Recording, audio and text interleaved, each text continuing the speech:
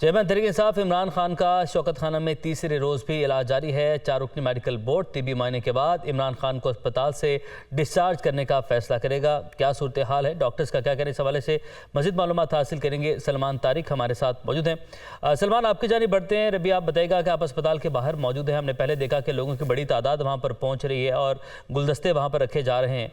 अभी क्या मनाजिर हैं अस्पताल के बाहर के और डॉक्टर्स की जानिब से क्या फैसला किया गया है अब तक?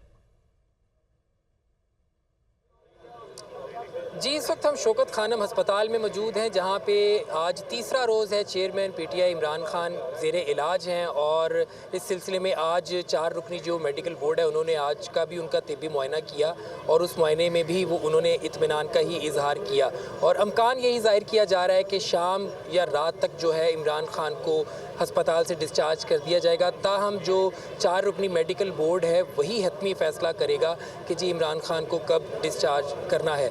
और सूरत हाल जो इस वक्त अस्पताल के बाहर है, वक्तन फ़वक्तन पीटीआई के कारकुनान तो पहुंच ही रहे हैं। उनके इमरान खान के चाहने वाले, उनके सपोर्टर्स यहाँ पे पहुंच रहे हैं, उनके लिए नेक ख्वाहिशात का इजहार भी कर रहे हैं। फूलों के गुलदस्ते भी यहाँ पर पहुँचा रहे हैं। इसके साथ साथ जो सियासी कायदीन है, जो पीटीआई के मरकज़ी रहनुमा हैं, सूबाई या मरकज़ी, वो तमाम यहाँ पर अयादत के लिए सुबह से ही उनका सिलसिला जारी है। आमद का जो शिबली फराज हैं वो भी यहाँ पे पहुँचे, इमरान इस्माइल भी पहुँचे। अभी कुछ देर पहले शाह महमूद कुरैशी और शहरियार अफरीदी भी यहाँ पर अयादत के लिए पहुँचे।